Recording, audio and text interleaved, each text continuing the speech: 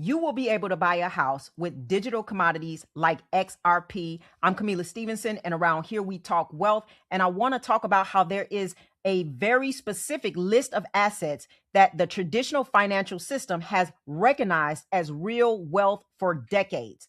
And that list includes cash, stocks, bonds, real estate, and gold. These are the assets you could use to secure a home loan, the assets you could hold in a retirement account, the assets that when you walked into a bank and said, I have this, the bank nodded and said, yes, that counts. For years, crypto has sat outside of that list.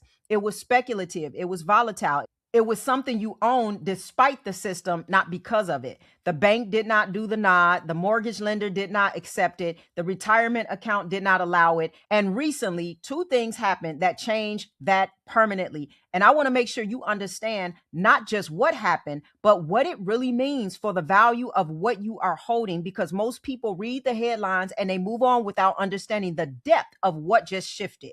Now, before we begin, I want you to drop in the comments, did you know that crypto just got added to the list of assets that Fannie Mae accepts as legitimate collateral for a home loan? Let me know yes or no, because most people have no idea what that really means. And by the end of this video, you will. Go ahead and like the video, subscribe if you have not already, and know that this is not financial advice for you to go and invest based off of what I say. That is your own decision. So manage your own expectations and know that I am not your financial advisor. Now, Fannie Mae. I want to talk about this because most people have never had Fannie Mae explain clearly, and without understanding what it actually is, the announcement means almost nothing. So Fannie Mae is a government-sponsored enterprise, a company created and backed by the federal government whose entire job is to purchase mortgages from lenders and package them for sale to investors. When a bank gives you a home loan, it typically does not hold that loan forever. It sells it to Fannie Mae. This frees up capital so banks can keep making loans. And because Fannie Mae is government backed, those mortgage packages are treated as some of the safest investments in the world. Here's why that structure matters for what just happened. When Fannie Mae updates its underwriting guidelines, meaning the rules about what qualifies for a Fannie Mae-backed loan, it does not just affect one lender or one product. It restructures the rules for the entire American mortgage market all at once, because virtually every lender that wants to sell loans to Fannie Mae, which is most of them, has to follow those guidelines. When Fannie Mae says a new type of asset qualifies as collateral, that decision ripples through the entire housing finance system overnight. So what assets has Fannie Mae historically accepted as legitimate collateral for a mortgage? Well, cash and cash equivalents, stocks and bonds in brokerage accounts, retirement account balances, and real estate equity. These are the assets that have been recognized as real enough to back a home loan for decades. The system looked at these assets and said, yes, these are assets that count as wealth that we can build a mortgage around. So recently, Fannie Mae officially added crypto to that list for the first time in history. So through a partnership between Better Home and Finance and Coinbase, a borrower can now pledge Bitcoin or USDC as collateral for a second loan that covers their down payment while simultaneously taking out a standard 30-year Fannie Mae conforming mortgage on the property. Both loans are held by the same lender. The buyer makes one combined monthly payment. The crypto sits in institutional custody for the life of the loan and is returned in full once it's repaid. Now, here are three details that make this genuinely significant beyond what we probably have seen or read at this point. First, the crypto keeps appreciating while it's pledged. So the borrower doesn't have to sell it, doesn't have to liquidate it, does not trigger a taxable event. Their position stays intact and continues to grow throughout the entire mortgage term. So they assessed the liquidity they needed without giving up the asset that generated it.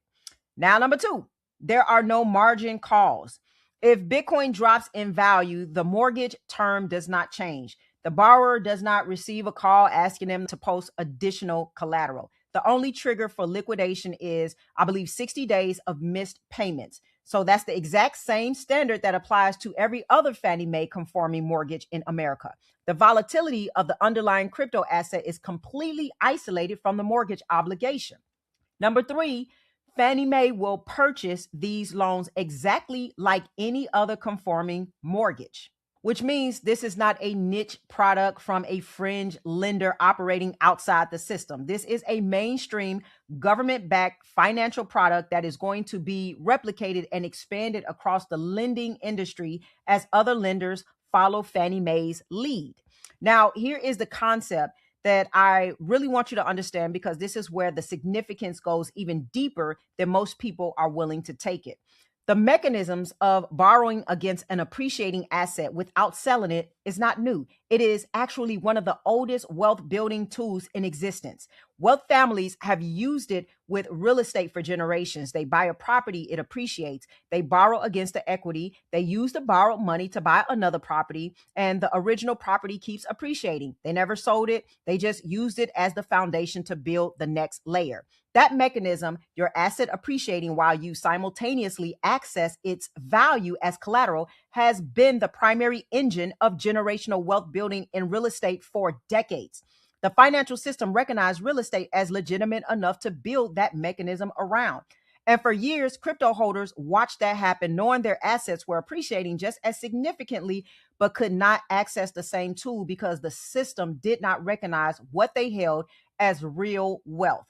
Well, this system just said yes to that. So crypto is now on the list, not an experiment, not a pilot program, but as a government-backed conforming mortgage product that Fannie Mae will purchase like any other standard loan. So the financial system just handed crypto holders the same wealth building mechanism that has been used to build generational wealth in traditional assets for decades. Now, there is another thing that happened recently that is even bigger in terms of the scale of capital that it can unlock. The White House just gave the green light for a proposal that would open 401k retirement accounts to crypto for the first time. It is not finalized yet, but the direction is locked, and the implications of what comes next are almost impossible to overstate. So I want to talk about the 401k approval and what 13.9 trillion entering this space would mean for you and I as we hold our digital assets.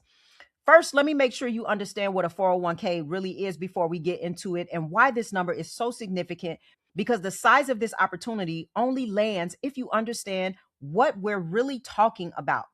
A 401k is an employer-sponsored retirement account where contributions go in before taxes are taken out and grow tax deferred until you withdraw them in retirement. The majority of working Americans have one, and most people have never even looked at what their 401k is really invested in. So money goes in from every paycheck and it sits in whatever default index fund their employer selected. They usually know the balance, but they rarely know the details of this account. And before recent, none of that money had a legal pathway into crypto. So the White House just cleared a Department of Labor proposal that would open 401k accounts to crypto exposure for the first time in American history. Now, the DOL still needs to publish it for public comment before it finalizes. So it's not done yet again, but the direction is where it needs to go. And the posture of the federal government towards crypto in retirement accounts has completely changed directions, just like that. The previous administration specifically warned fiduciaries to use extreme caution around digital assets in retirement plans. And so you haven't seen this open door to be able to put your retirement into crypto in that way. And now that guidance has been completely reversed. So the federal government is now actively clearing the path for crypto to enter the most widely held retirement vehicle in America. Now, here's what it looks like for the number, which is where I came up with that number that I just stated. The total assets sitting in 401k plans across America right now, not the total retirement market, but just 401ks, is approximately 12 to 14 trillion. That's a lot of money. So if you even have 1% of that capital finding its pathway into digital assets, then that is 120 to 140 billion in new demand entering into this space. If 2% flows in, that's 240 to 280 billion. And those numbers only account for 401ks. The total US retirement market, including IRAs and pension funds, sits at approximately 48 trillion. If 401ks prove the model works, the broader retirement market could follow, right?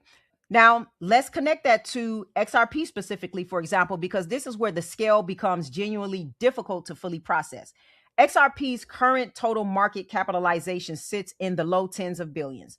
The inflow from even a fraction of a percentage point of 401k assets moving into XRP will represent demand at a scale that dwarfs anything the retail accumulation story has ever produced. This is not about individual investors buying on exchanges. This is about an entirely new category of capital, meaning retirement savings that has never had legal access to this asset class. And it's now gaining that access through the most widely held investment vehicle in America. And here's the supply dynamic that most people are not thinking about when they hear this news. When crypto sits inside a 401k, it does not trade actively. It gets allocated and held long term because that's how retirement accounts work. People are not day trading their 401k. They are setting an allocation and letting it compound over years and decades, which means 401k capital flowing into XRP is not just demand. It is demand that removes supply from circulation from extended periods. Assets held in retirement accounts do not hit the exchanges. They sit. And when supply sits, while new demand keeps arriving, the math on price discovery changes significantly. Now, bring both stories together because I want you to see what happened this week as one complete picture rather than two separate headlines, right? You got Fannie Mae accepting crypto as legitimate collateral and 401ks gaining a pathway to crypto, and they are not independent events. They are two chapters of the same story. The traditional financial system is officially reclassifying digital assets from speculative instruments to legitimate wealth. The same reclassification that gold went through, the same reclassification that stocks went through. And this is the moment when the system stops treating an asset as something people gamble on and starts treating it as something people build their financial lives around. That reclassification doesn't just affect demand, it affects how every institution, every lender, every retirement fund manager, and every financial advisor in America thinks about what crypto is and where it belongs in a portfolio, right? And so once that reclassification happens, it does not reverse. The door just opened in both directions all at once. Crypto can now secure your home and fund your retirement through the same traditional financial infrastructure that has been the backbone of America wealth building for generations. Now, here's something worth thinking about carefully, given everything that we just covered. The 401k pathway is not finalized yet. When it does finalize, it will be a pre-tax deferred account, meaning you do pay taxes when you withdraw. So it's not tax-free, it is deferred. Now, the Roth IRA through iTrust Capital, which is what I use, is available right now today. And the gains are completely tax-free, not deferred until later, but free. And so while everyone is waiting on the 401k approvals to come through, the window to establish your cost basis inside a tax-free structure at current prices is open right now. And remember, you have until April the 15th to fund your 2025 Roth IRA. All right. I don't know when you're watching this, but if it is before April 15th, then you still have a window to fund your last year Roth IRA. So I just want you to know that because a lot of people are not aware of this. And this means that you can establish last year's cost basis inside the tax-free account right now at, again, the current prices before that window closes permanently. And then you'll have to now fund 2026. And so make sure you know that I personally have a lot of digital commodities inside of that account. And I also hold gold and silver in the same account alongside the digital assets. So I have two asset classes that just got further legitimized by everything that we talked about today inside of one tax advantage structure. Now, the link is in the description. There is a $100 funding bonus when you do fund your account. They also just rolled out RLUSD, and they do have a premium custody account also, where you can already stake your Solana and your ETH and get rewards on top of that. And so make sure, again, that you check out the link in the description and get that $100 funding bonus, and then you can buy more assets with that. Also, if you would like a clear personal plan built around what you now understand, my community is built for that level of accountability to get you moving in the right direction, give you a game plan, structure your finances, make sure you're protecting yourself with taxes, grow your mindset. And we keep updates in the market. I'm live with my members every single week, and I'm coaching you every step of the way in my community. And then also, if you want a more personalized experience, that is what my clarity calls are for. The links are in the description for that.